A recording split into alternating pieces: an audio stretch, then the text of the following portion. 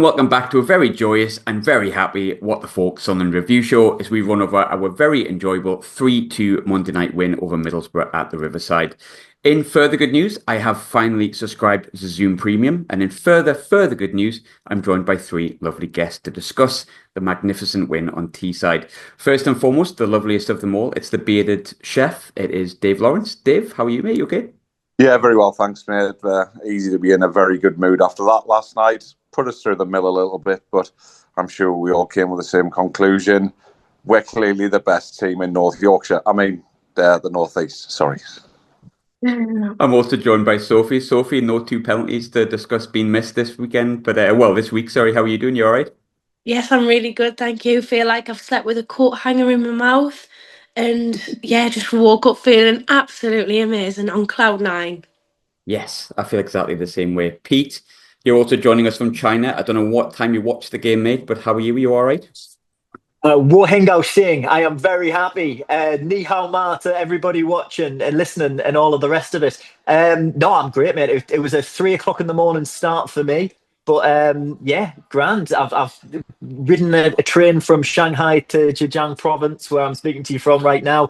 Absolutely elated, going through all of the tweets, going through all of the... Actually went back and listened to your Aidan McGeady interview for a second time, just to give that an extra plug. Do listen if you haven't already.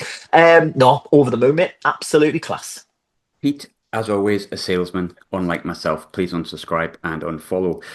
Sophie, I want to go straight to yourself because you were at the game last night. Look, none of us were, to be completely honest. You were down at Middlesbrough last night. We all saw the celebrations on TV. We saw how good the away end looked. We've all been in those great away ends. I was there last year and it was pretty good when Rusyn scored. I imagine last night topped it a little bit. Can you just run me through your emotions the morning after? I can hear your voice is a bit croaky, but how good was that away end? Yes, never stopped singing last night. It was incredible. By far the best away day I've ever been to. And, I've been to some good away days, but that was amazing. I think it was just because of the way that we got back into the game and, they treat it, obviously, as they always do, as this massive occasion. They had the fire going, they had the typho going. And then, obviously, we just turned up, we sang our hearts out for the lads. And I tell you what, when that third goal went in, it was absolutely incredible. The lad next to me was grabbing onto me coat. He was standing up on the chairs. He snapped a chair. It was incredible. Absolutely amazing. You've got to be honest as well. I know we're going to talk about the goals and the performances, but you've got to say the finish for the third goal from Ryan Giles is quite good. And if we're looking for a striker, you've got to hope that we've got our eyes on him moving forward. Sign him up. Sign him up. Great finish. And they talked about his assist in his first loan spell. I personally think he's a deadly striker.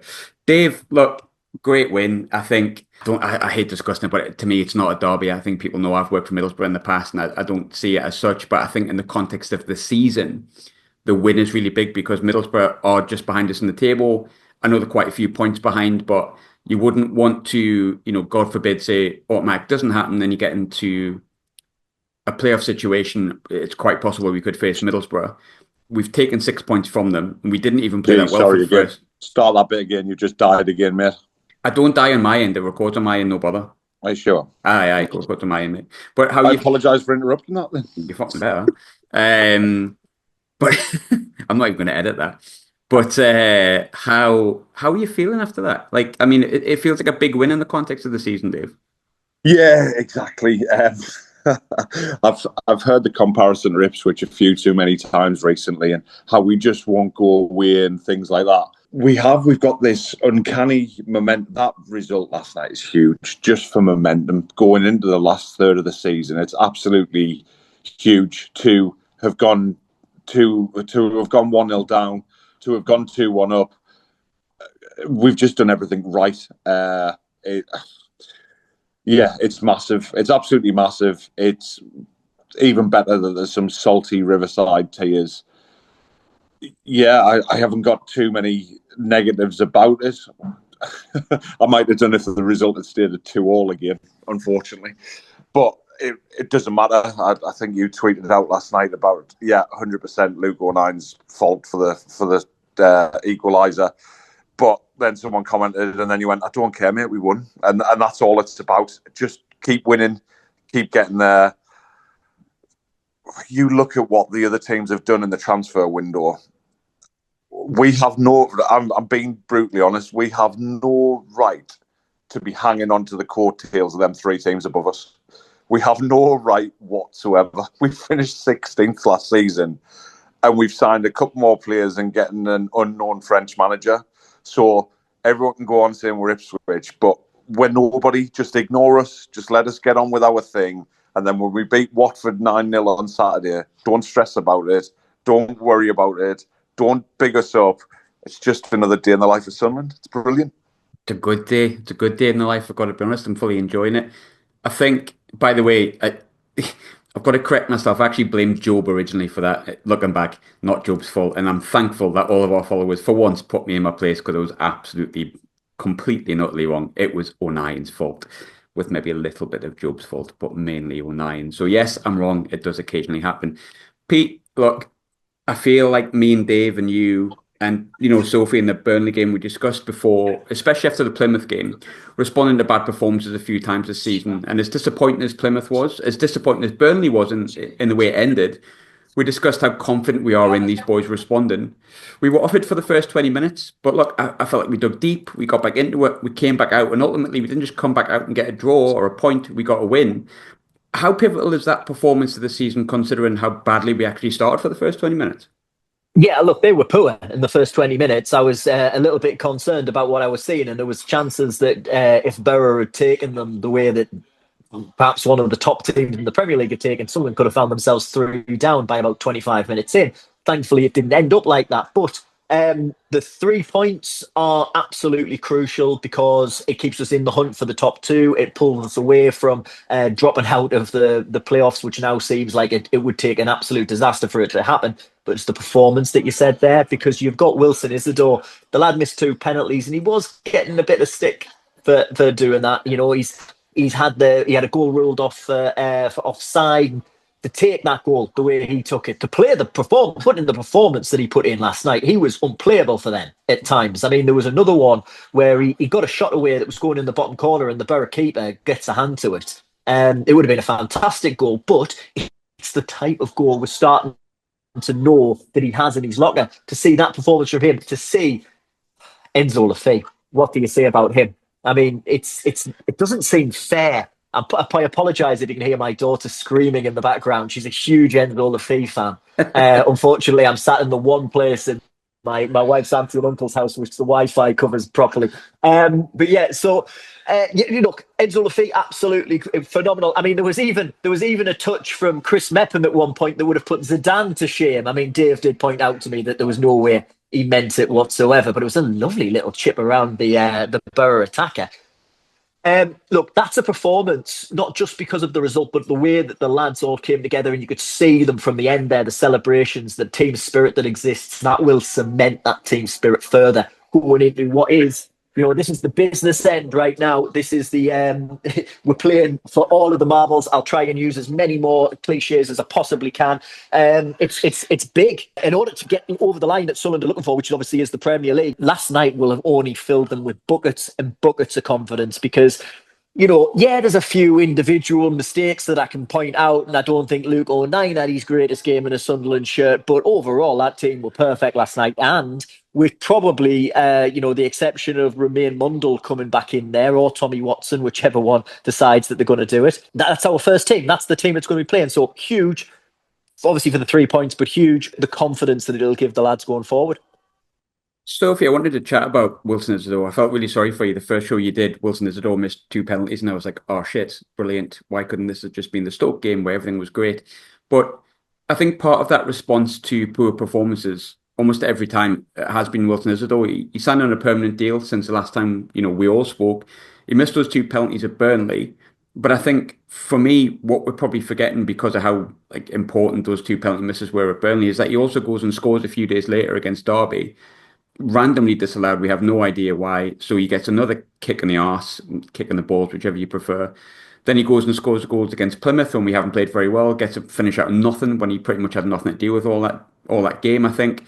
And then Boré comes in and does what he does against Borough, and the finish is just ridiculous. It reminded me of Cessna against QPR about 12 years ago. Just sits the keeper down, says, "There's a hot dog, mate." Puts it in the bottom corner, but look, we all love his personality. I think his personality is a very easy thing to love and get on board with, Sophie. But how much credit does he deserve individually for his response, not just to the Burnley miss, but the fact that a few days later he also had that goal against Derby where, like, let's be honest, we still don't know why it's been ruled out.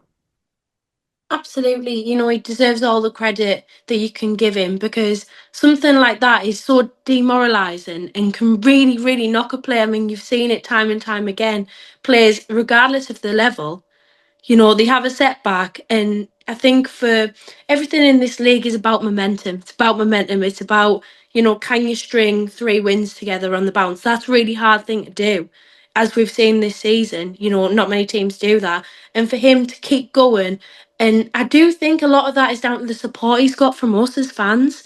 You know, he came over and he was. How often do you have a player that's on loan, falls in love with you back, and signs a contract before he's. We could have signed him in the summer, but he wanted to sign it now. It just shows the level of respect and the level of admiration he has for the club and the fans and obviously the team as well. And I think we've got a really good squad where the lads all get on.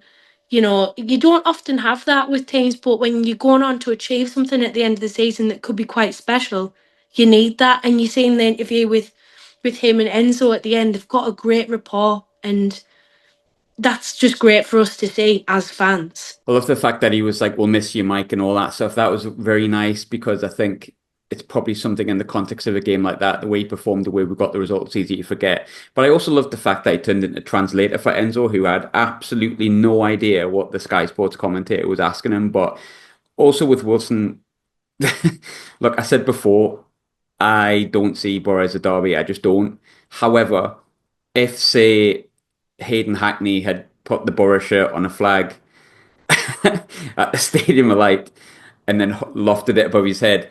Gonna be honest, I might be a bit raging and I might get I was gonna say arrested, I wouldn't get arrested, I've got more brains than that, but I might want to feel like I might want to go into that pitch and shove the flag where the sun don't shine. So I mean, full respect to Wilson Isidore for absolutely, and I don't know how else to put this, Sophie, taking the absolute piss.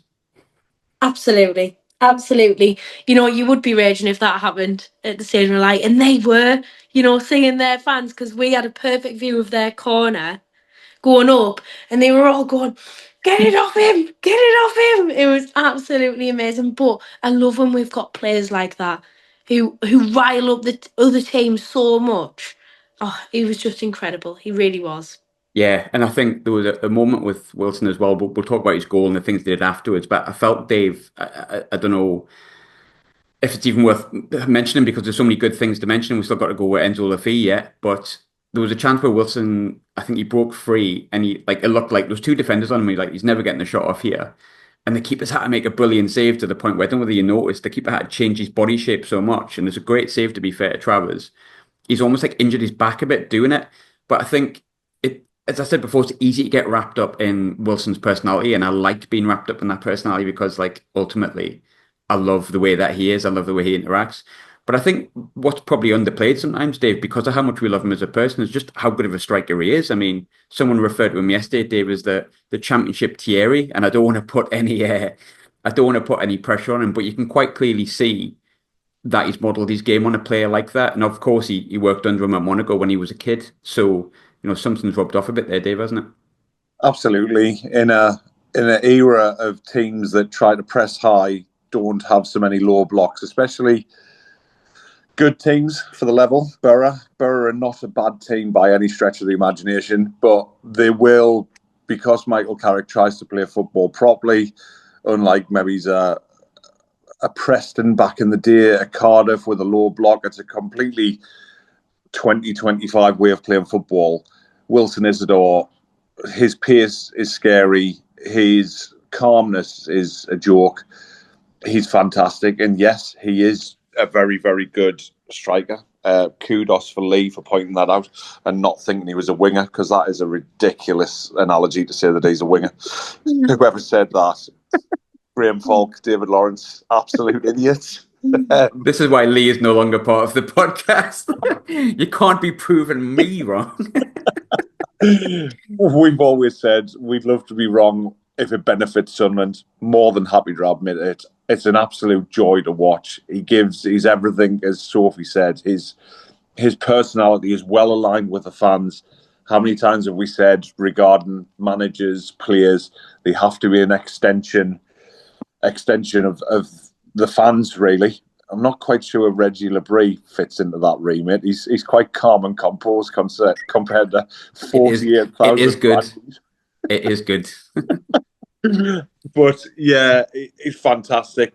And to be honest, I've gone off on a tangent there because you said with the Isidor flag scenario about taking the piss, I thought that was the perfect introduction into the player who took the piss out of Middlesbrough last night.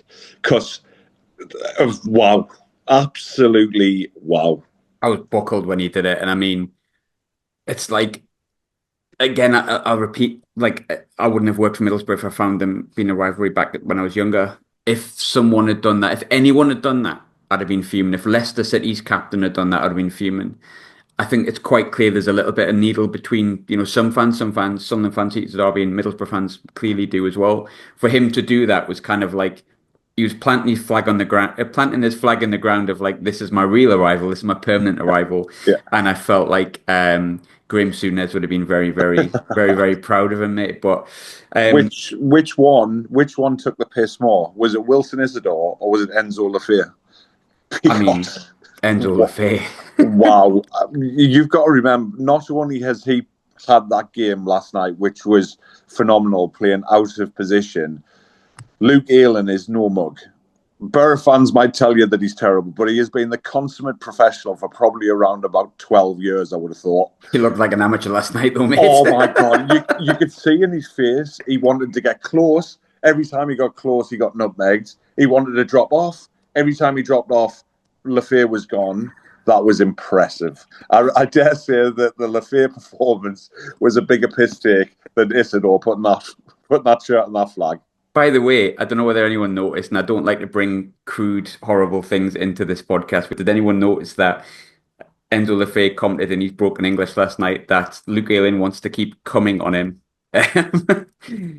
Enzo, as do many Sunderland fans, mate, it's just the way that you've been since you've came. What can I say? I'm so sorry.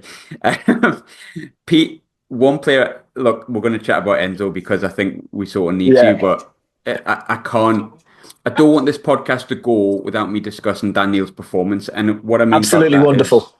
But the big thing for me, and on this podcast we've said, I don't know if he suits our position. I don't know if the captaincy's too big for him. I've discussed that. We've discussed that. Yeah. I'm not going to change my thought process on that. But we weren't performing well at the start. He stuck right in, drove us on. Not just how good his performance was last night, but how much has he grown into his role as a captain? Hugely. He has really impressed me with the leadership skills he's shown on the pitch, the way that when it needed grabbing by the scruff of the neck or the balls or whatever you're going to grab it by, he grabbed it last night. I'm going to just move a little bit away from where I am. Yeah, look, when that game needed grabbing by the scruff of the neck, he did exactly that. When it needed, he picked him winning the pair that led to his own goal. I mean, we call it, is it a Dan Neil goal or has it gone down as an own goal? Anyway, it's a Dan Neil goal as far as I'm concerned. Phenomenal. I mean, the fact that the lad has come in for so much stick, I think, in some of his performances earlier in the season, hasn't seemed to have affected him in the slightest. I mean, there's no reason why it really should, but they're only humans, and some of the stick he was getting was probably a wee bit too far. I think his performance last night and the performances he's put in a few of the last games in the last month or so have really shown that there is a hell of a player in Dan Neil, something we've always said on this podcast, and something you guys had said long before I joined it, that if you don't think Dan Neil's a footballer, you don't know football. But he was grand last night, and I really think he's one of those that's only going to get better. And Sunderland have quite a few of them at the minute. I think one thing that I was really proud of, Dave, when it comes to Dan Neil, because I don't think he's old enough to remember this, Dave, but he did the equivalent of the Darren Williams celebration at the Riverside in 1997, I believe. If you haven't seen it, watch it. It's very funny. Sticky out ears. Well done, Darren Williams. I always remember you doing that. I really liked it. Very, very pleased that Dan Neil copied it. Look, it's took me a while to get onto it. and it's taken me longer than I want to, but there was a 10 out of 10 performance last night, Dave. Enzo Lefebvre, like, look, Regis Lebris said he's at 70% last night, and he still has to go to 100%. Bear in mind he's not playing in his natural position, and it's quite clear. We've just talked about how he basically took the piss out of Luke Ayling. I mean, I don't know whether you've ever seen that video when Ayling was at Leeds and those two fans lick that guy who looks like Luke Ayling, and the guy goes, "Who the fuck is Luke Ayling?" I felt like Enzo Lefebvre had that feeling last night. If you haven't seen the video, that'll mean nothing. It's fine. You can find it. But look, how excited should we be, Dave, by his performance? And most importantly, the fact that the guy who knows him so well in terms of a coach said he's not even really at full tilt yet and he's not in his normal position. Absolutely. I want to get promoted just to see him in a Sunderland shirt for longer. Simple as that. He is a cut above anything we've seen for quite some time. Wow. It was. I had a feeling he would play against Burnley. I thought he'd put him in on the left, whether that's a respect to the likes of Job, Rigg, Dan Neil, whether it's the dynamics, whatever Reggie sees, he sees. I think he's meticulous with his planning, but I genuinely just had a feeling that he thinks he's a cut above anything else. We had a couple of tweets last night. He is. He's just far and away, and I do understand the clamour for playing them in the 10 and what he can bring. But he opens up that side of the pitch, and I don't know how many people you would have to put round him to take him out of the game. It's extraordinary. That's 4 games in. I saw enough against Burnley to suggest that he was going to be such a huge asset to us. Last night just confirms that. There'll be people, Watford, whoever their manager is it still Tom Cleverley? I don't know, mate. There's something to do with something happened. I don't know. I think they've replaced him with Gianluca Cleverley or something like that. they're trying. They're trying their best to figure out a plan against him on Saturday. I just wouldn't bother. Just let him do what he wants. It's mad. A special mention to whoever tweeted me back last night and said, "Oh well, Lionel Messi, he never played out of position."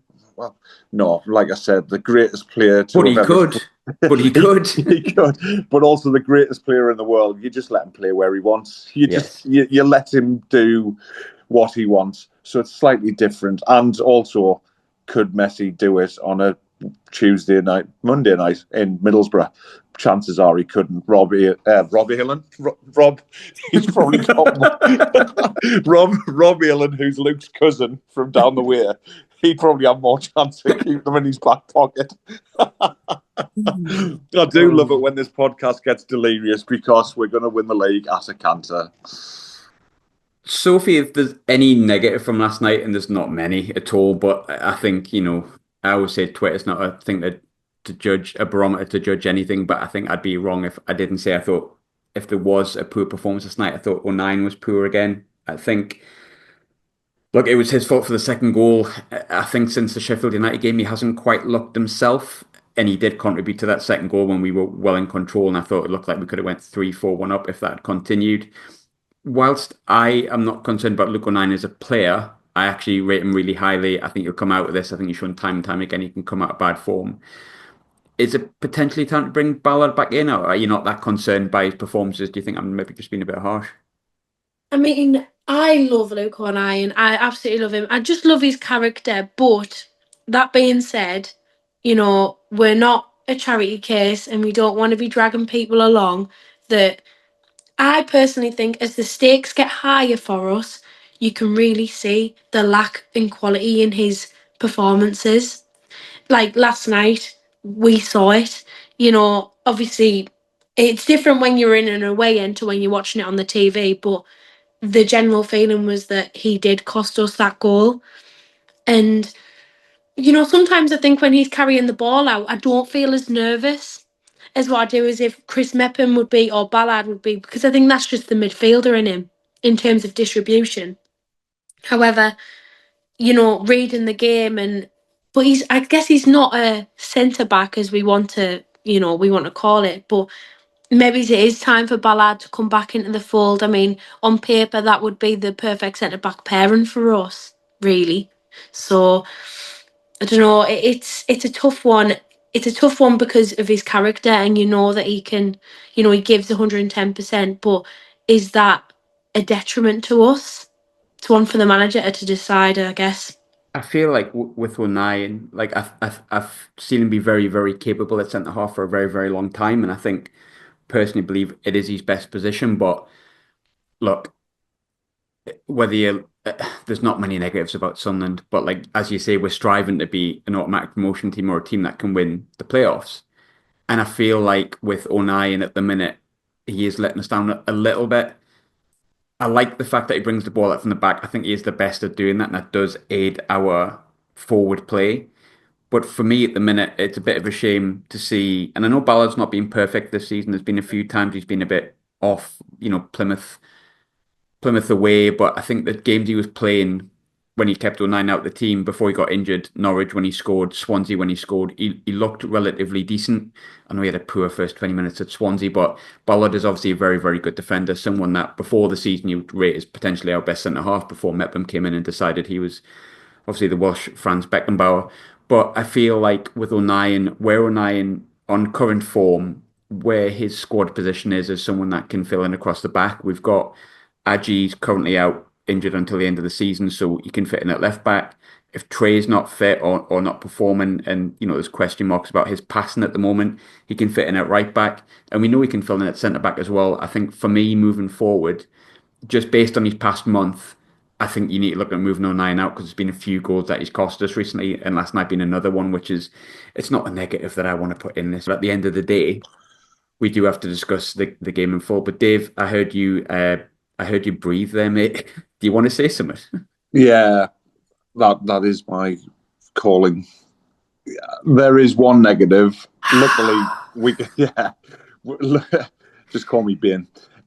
There's one negative. I think O'Nien should be dropped this week. Which you think Luke O'Nien is your ally?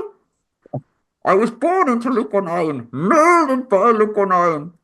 Since when is he German? Pervader. But he really looks like a crap knockoff Count Dracula for a start.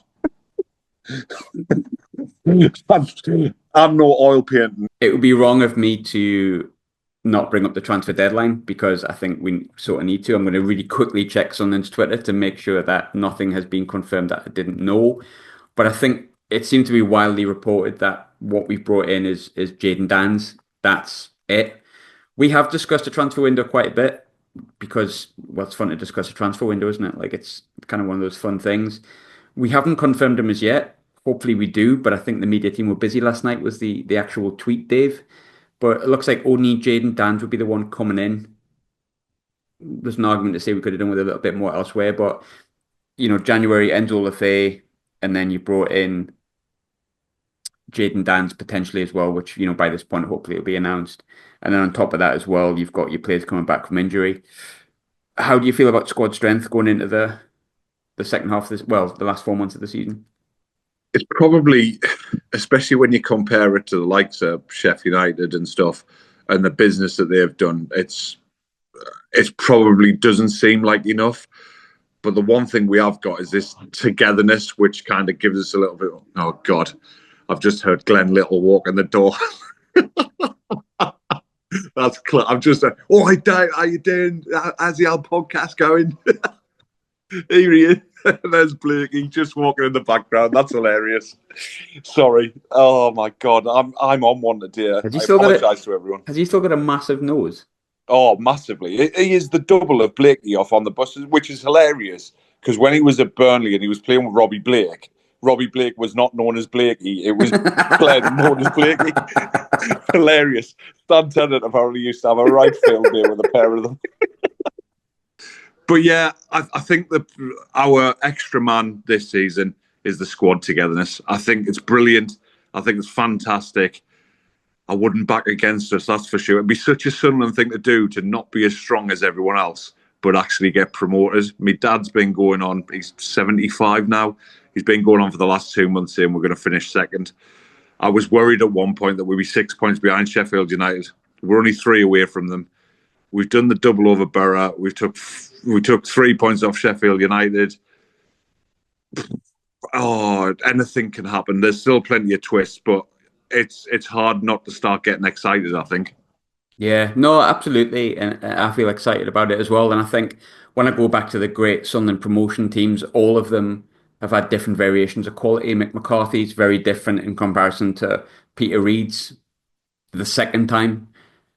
I think there was a different quality in the team that got promoted under Peter Reid in the first time, like the Martin Scott, Craig Russell, for people old enough to remember that, compared to your Phillips and your Quinns, when the likes of like Craig Russell actually got swapped out for Nicky Summerby to Man City.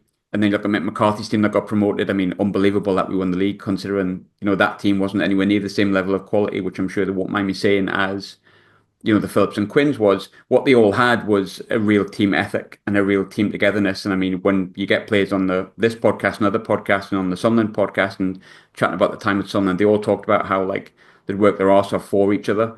9 times out of 10 it's because they were like drinking buddies, which, fair enough. You might not do that these days, but togetherness is such a big thing. And if that's the modern day footballer is different to your teams of the late 90s, but the togetherness remains exactly the same. I don't think that's changed too much. One thing that kind of dominated the transfer window, Pete, or yesterday deadline, should I say, was Tom Watson's will he or won't he? Now, it's created quite an interesting one because I personally am very happy the fact that Tommy Watson stayed. I think it's a big thing to reject 13 million for Tommy Watson, considering, we could have quite easily took that money, because I think it is good money. I think it's a risk not taking it, if I'm completely honest with you. But ultimately, him going would have left us short, and we can't be left short this close into the window. And he's obviously a very, very talented boy. The problem being he's travelled down to Brighton. Some people feel like because he's travelled down to Brighton, like he wants to move. There's been some rumours here and there that he wants to move. I personally think that's something we shouldn't pay any attention to. We don't know him until we speak to him. He's back in the squad. He's back in a couple of weeks. What were your thoughts on the entire saga, Pete? I thought the offer was a very good offer for a player of his age and experience in first-team football. I think it shows massive faith in him that it wasn't an offer big enough for Sunderland to accept. And I think that also shows how far along the club's come. Because years ago, not that many years ago, he would have been snaffled up already for buttons on that, pennies on those pounds that were offered. And the fact that they're willing to stare down the barrel of, let's just call it what the rumour is, £13 million, and say, no, that's not what we're after, because we need guarantees to get somebody in. I think they're all professionals, to be honest. I think he walks back in the dressing room and that was just part of the business of football, and he gets on with his rehab from his injury. I think what we heard was he's going to be back in full training, is it next week or the week after? And he'll be back in the first team and it won't be an issue. Look, I'm also going to put my football fan hat on and say, who the hell's advising them things? Because he's just seen the lad who was in front of him in the left wing position in Jack Clarke make a big money move to the Premier League, and let's face it, it's gone horrifically for Clarkey there. And that idea of the grass always being greener in the Premier League at any cost, I think that's a dangerous game to play. I hope he has learned something from it. I also think, from what we've seen of the young lad, he's got a lot of character about him. He's got a lot of strength for that character. And I think look, if he was walking back in the dressing room, I'd take the piss. But, it would be over quickly and done. And then he's back in the side and he's my teammate. I hope that happens. I hope that's the way it goes down. I think the fact that teams like Brighton, who are very, very good at spotting incredibly good young talent, are pursuing the likes of Tommy Watson for that kind of money, shows how good a footballer he is. I really hope that he gets a good run in the side between him and Mundle, swapping either or. I'm happy with either of them from what I've seen so far. And he puts pen to paper on a new contract and spends many years with Sunderland. But if it does come to the head that in the summer he is going to move on, we now know,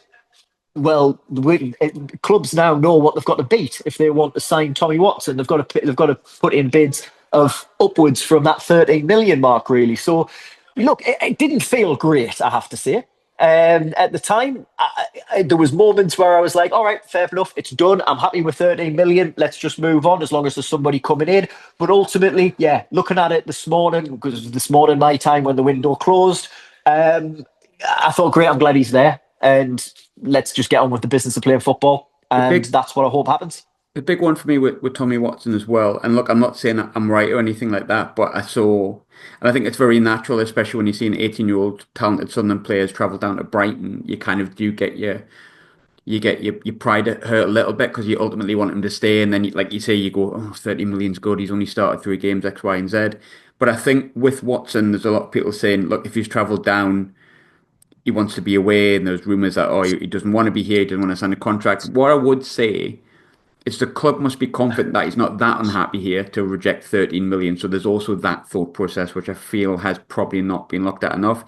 I, as a businessman, where my model is to get good young players, bring them on, sell them for big money, would not be rejecting 13 million 18 months away from the end of his contract unless I felt A, promotion was too important to sell him, and the most important thing is getting promoted, regardless whether he leaves for less money in the summer, or B, I feel confident that he'll come back in the team. We can say, look, kid, your class, here's X, Y, and Z amount of money. And I do feel, we discussed a lot at the time last year about how we wouldn't break our wage structure. I believe that, well, I don't believe that. The rumours were Jack Clark was on 16k and he was our top earner.